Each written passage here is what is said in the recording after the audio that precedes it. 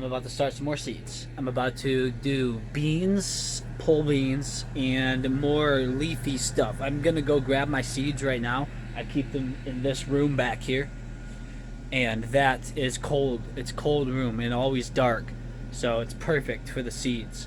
I'm gonna grab those and I'm gonna sort through, find out what looks the best and what's the coolest thing that I want to plant, and then I'm gonna get it going.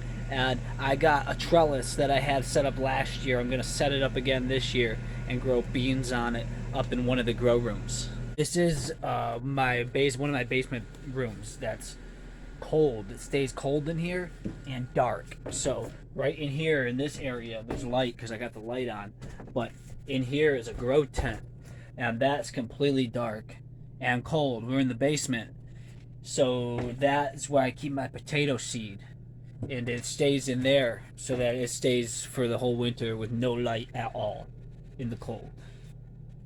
I have a bunch of seeds in here too, so this bag's got seeds, and then down in this corner I got this entire bag here full of seeds. So I'm going to go through these and go through those. Here's a bunch of beans. These are the bush beans. These are peas. They're sprouts. So these are little paper trays. They're said to be organic. So, what seeds? Well, more lettuce, more kale. And I'm laying them out here, and Connecticut Wonder beans. So I'm laying them out here in these paper trays. They're like 10 cells per tray. I got 1, 2, 3, 4, 5, 6, 7, 8 of them. And so I'm adding red leafy lettuces because I got green up there now, and a couple more kales, and then the beans because I got a bean trellis. So I used it last season and it worked great, and that's freaking great. So that'll be a lot to get rolling for the whole winter because I got a bunch up there now, and I gotta have to find a place for all this. I got 2 more lights, grow lights I still gotta hang, and find a place for those, maybe even in my 3rd grow room, get that cleaned up and organized and cleaned so I can hang the lights and then plant all of this new stuff and just move stuff around so that that room's being used too. That's likely gonna be what I do once this stuff gets close to being ready, after it sprouts up and I thin it.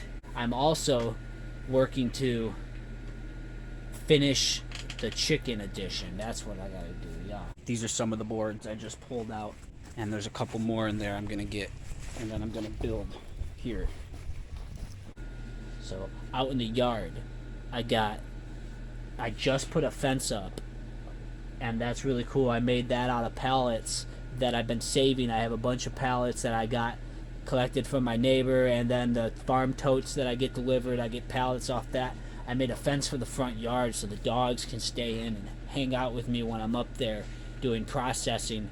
And I'm going to be building a pond in the back. I already got the spot. I got to get the pond liner, and there's so much to having a cool pond. There's the attracting the wildlife. There's a ability to have fish in there, and just the water storage, the utility of that, and the microorganisms. Just some cool stuff gonna happen there. But that's gonna be, I'm setting up the area now, digging a little bit of dirt. I already broke ground, but it's not really gonna get finished up or really worked on until the spring. So that's gotta wait through the winter, which we got 2 more days here where we got this like reprieve.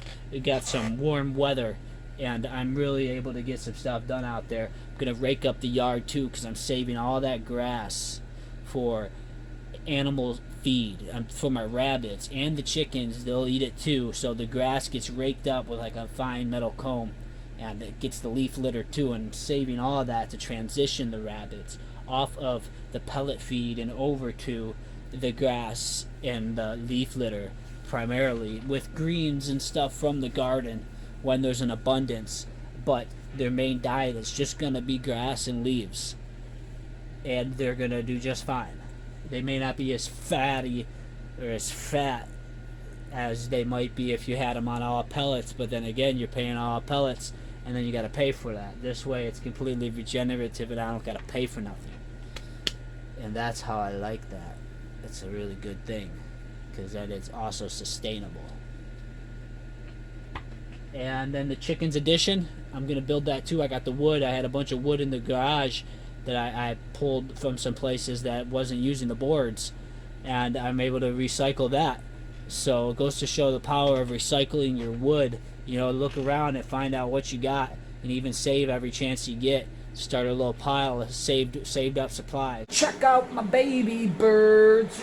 Yep, I went ahead and picked up chicks today. I ordered them a week ago, and they were born on the 15th and shipped out, I'm assuming, that day. So Isa Brown hens, layers, I'm gonna get more eggs out of them. I got the Black Jersey Giants too, so I got more of those. There's 16 of those and 14 hens.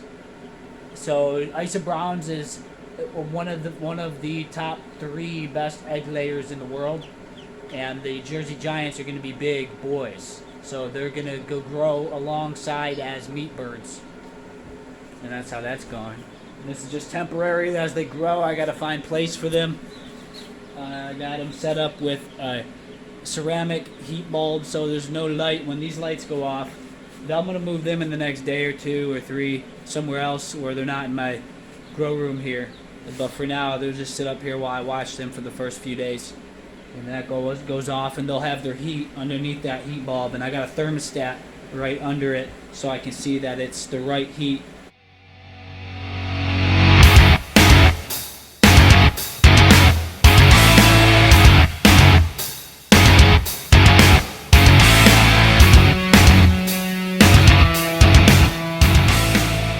My grow room now, the third one.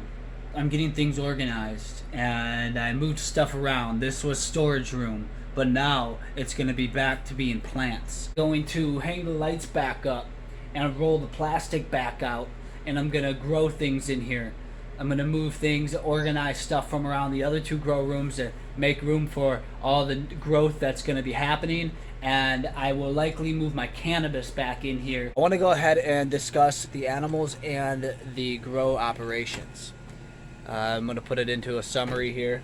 These are my rooster doosters. Now, a couple of them might be hens. I am not entirely too sure, though I am leaning towards that one might be a hen. There's a couple back there that might be hens, so I may end up having egg layers, Black Jersey Giants. And yeah, that would be cool. I'm gonna find a place to put them if I do. I'm gonna keep them in here for a while, a little bit longer here. I'm gonna find the nicest looking male, which might be that one back there.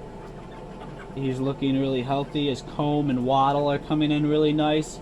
I'm going to look for the one with the nicest, and I'm going to keep that one to produce my own line going forward. I'm going to use the breast chicken that I have upstairs, as well as probably 1 or 2 of these hens, these Black Jersey Giants, and with the few of those, and then the rooster, I'm going to try to hatch out a bunch of eggs. I'm going to also probably bring in an Isa.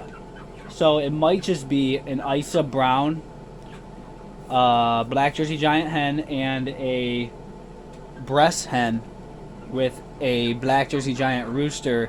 And that will give me a wide range of different genetics mixes. And from there, I will hatch out eggs and start my own lines of chicks.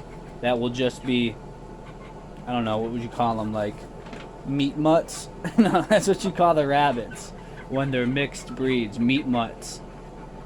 But you get the idea.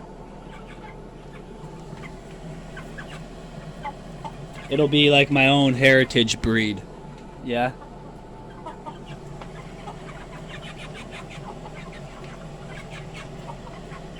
You see there, that's just a bunch of leaf litter and grass that was raked up from the yard.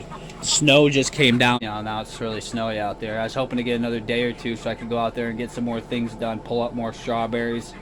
For the third grow room, which is up and operational now, we're going to go up there in a second. I'm going to talk about the grow rooms. These roosters will be for processing for meat. Sooner than later, I'll probably start with some of the larger ones to get to getting some meat from them, because I don't have any chickens right now for harvest. I've just been harvesting rabbits.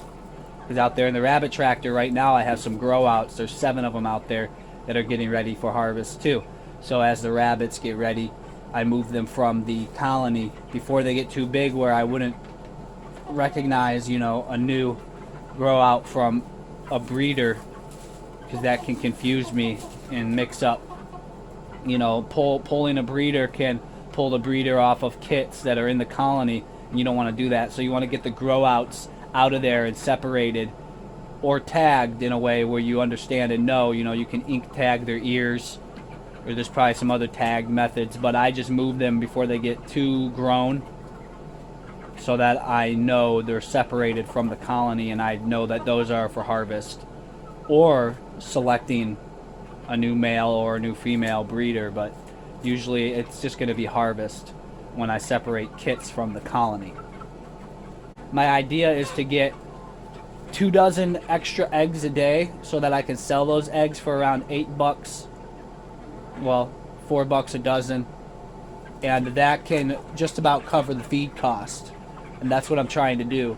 With that and the transitioning the rabbits off of feed and just to grass and leaf litter and other leafy greens, that can eliminate my feed costs completely and put me that much closer to being completely regenerative and self-sustainable.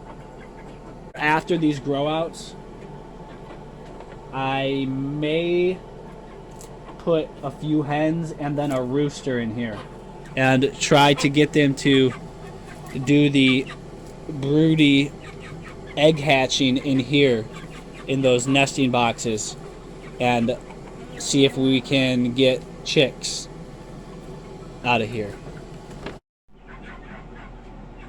These are my Berkey water filters, homemade.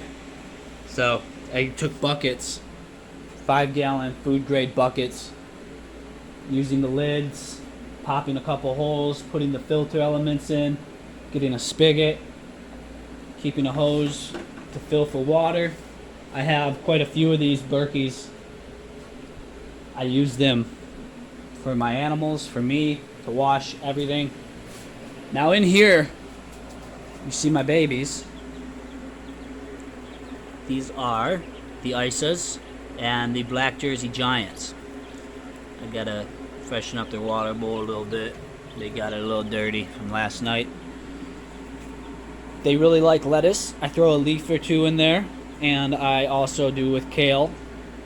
And the other stuff I don't really do right now, because they're still really little. I want to be careful about, you know, if they're sensitive to stuff. I know lettuce and kale is pretty simple, so they actually like that. And then you see my trees. That's the pepper tree, that's the avocado tree. Underneath the tree is strawberries I just put in. Aloe vera doing really good. Here's these strawberries in this tower planter. Same with this one. And everything else, wherever else I could, I put strawberries, and everything seems to be growing up pretty dang good. So that's those birds. They're just going to sit there for another day or two till I move them to maybe a different area. Likely downstairs into the laundry room where the aviary is, and that has a air filtration outside the aviary with a box fan air filter that I built, because you can do that using like dryer filters, or not dryer filters, furnace filters. You can build those. It's pretty dang cool. And my solar panels, I'm gonna hook these up. I want to do it probably this winter. Sounds funny, but I want to have them ready for spring. I need to get a couple connectors. I thought I had them, but I gotta find them, I guess. That's what happens when you put the project off for 6 months, or, you know. couple things end up somewhere you don't know where. In here, look how nice. So I went ahead and organized, right? And then I set up these cannabis in here. I changed the lighting time. I increased it by a couple hours. So it's at 20 hours on, 4 hours off. It was 18 on, 6 off in this other room. But I figure we're still in veg, so I'd increase the light just a little bit, get ready to do some cloning in the next week, and get some clones ready to go. And then in the next 3 to 4 weeks, I will switch them over to budding. So that's just pretty much switch the lighting to 12 and 12.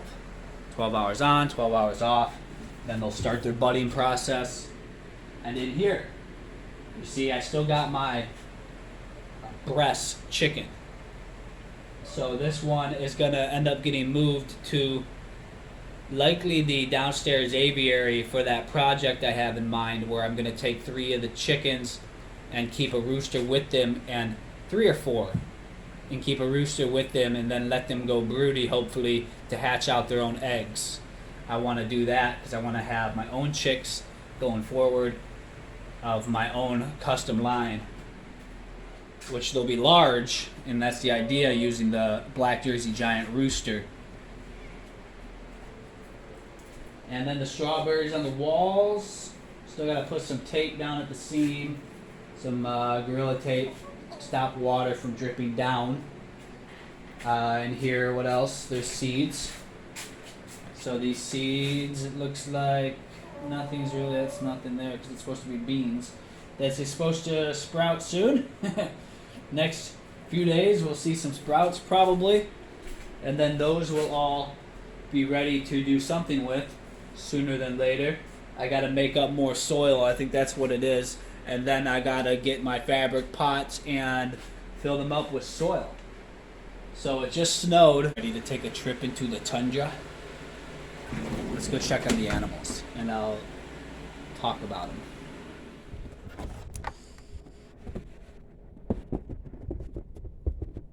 Okay. Gotta do a little snow shoveling. We'll get to that. But over here, this is Operation Quickfoot Stage 3. This is where I just recently moved one of the female rabbits. One of my breeders. So she has a hole down here. She's probably in there right now. Or in that cage, which I'm gonna pull that cage out of there probably soon. Just let her have her hole access. But if you see here, this is what I'm building, in the process of building right now. And this is going to be a chicken coop. About that size there. It should, I may even make it a little bit bigger now that I'm really thinking about it all. And bring it down at least to that post and let them have that whole square area to roost and do their eggs. So right here is where their eggs are going to go. It's going to be crates, 2 milk crates, baskets, well, crate style, to pull right out and then just access the eggs that easily. And then they'll stay right in here in this area. Clip their wings so they can't jump high and fly out. Probably put another fencing material and raise this up a little bit in some of these low spots so they don't jump out or fly out of that area. And then that'll be rabbits and chickens in there. So in here, there was a light that stayed on back there with the chickens, but I moved it because I needed it for the grow room, and they don't need it in here. It's not necessary. So over here, these are the silver fox, and it's pretty much just the breeders and 1 or 2 males. I think just 1 actually. There are kits. There's 7 of them down there, and there's I think a couple, 2 or 3 even in that top chamber there. So I gotta check it out in a little bit and see how they're doing. I know I checked them yesterday. They're doing great. So once they get a little bigger, a bit bigger, they'll move out to the grow out tractor. It'll probably likely be after the ones I have out there now. I have 7 of them out there now. that are almost ready for harvest. And over here is where I have the hens. So something like 26 are over in this section, which leads out to the yard. And the rabbits and the chickens here both have access to the same yard. So the chickens often come in here, and they're even laying eggs inside these boxes where the rabbits have as hide areas to even have, you know, their kits. The chickens are going in there and laying their eggs. Little annoying. I was going to get a door so I could keep them closed in the mornings. I haven't done that yet. So they've been coming over here as soon as the morning light comes and putting their eggs. But they're also putting their eggs in here, which is where I want them, in their nest box. So that's good. It seems like only about half of these chickens are laying right now. The other half haven't started yet.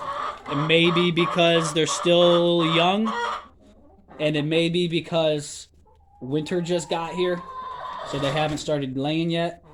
I don't know exactly what that's about, but hopefully they'll start laying really soon. That's all I can think. And I come in and feed the rabbits their pellets at night so the chickens don't get to them during the day. And the water bowls have heaters. Something I noticed with the water bowls, though, and the rabbits is you don't want to let the rabbits get to the cords, because they'll chew on it and chew through the electrical cord and, destroy your heater. They did that to me with one of them. So I'm having to secure the cords so that the rabbits can't get to them to chew on them. And that's something I got to do still with a couple heaters that I still have to set up. So I'm going to make sure that that's done so that the rabbits do not chew through the electrical. And there's some kits in here that I will have to sort through and get to grow out tractors sooner than later as well. And those are the New Zealands. So I probably have total something like 40 or 50 rabbits and something around 70 or 80 chickens right now. So a bunch of eggs, bunch of rabbit meat. Got this chicken feed, rabbit feed, totes. The rabbit feed, I'm hoping to be able to transition my rabbits off of feed and just to grass and leaf litter before I have to buy another tote even, but we'll see how that goes. So here you see in these bins is a bunch of leaf litter and grass clippings. So this is all stuff I was able to rake up from the yard before the snow just dropped, and that's going to supplement them through this winter to give them that natural grass and leaf litter that they would get outside during the warmer months. And that's the idea there, is to try to get them, the rabbits at least, to just sustainably living off of that and water. Because I've heard and read and done research that it's possible to just have them raised off of grass, leaf litter, greens from the garden, and they might not be as meaty, as thick as they could be if you were to feed them like straight pellet. But then again, you got to remember, if you're doing that, you're saving all that. You're not spending any money on feed. So your production, just increase your production a little bit and make up for maybe the lack in meat mass by producing more rabbits. So whatever, it's all free at this stage when you get to that level where you're just feeding them off of the wild. So it's all free meat. And it's way better that way, in my opinion. That's what I'm trying to go for. So this is the animals out here in the garage / barn / coop / colony. All hanging out, doing the thing. Come on, Emma. Get Emma out of here. She loves it in there. here. Take a look at the yard.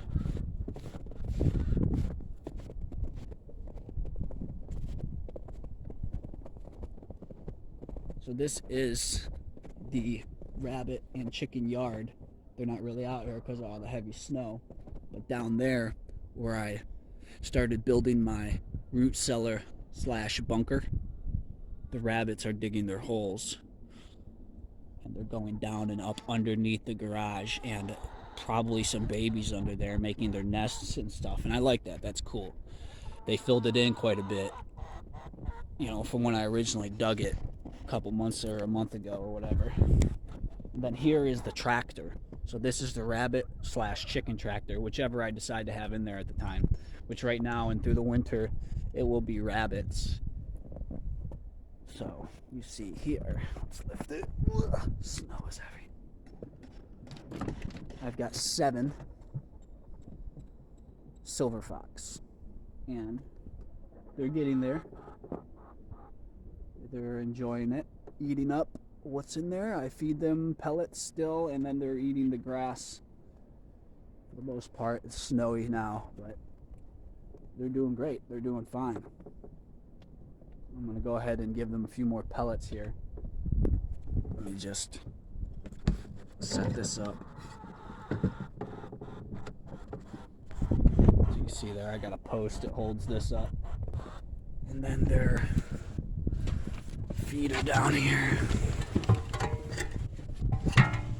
We'll go ahead. They dropped that because I haven't secured it. I probably should just secure it. If they bump into it and it drops. So I'll give them a little bit of pellet there, and that'll hold them over as they get fat. And they love it, and I love it, and Emma loves it. Don't we, Emma? Yep. Wow, it's heavy with that snow on there. Gotta brush that off. But that tractor is wonderful. I love it. I might just build another one, but I'm probably going to build a couple things that are not as detailed. Maybe just like some smaller, like half that, like the bottom half of this tractor.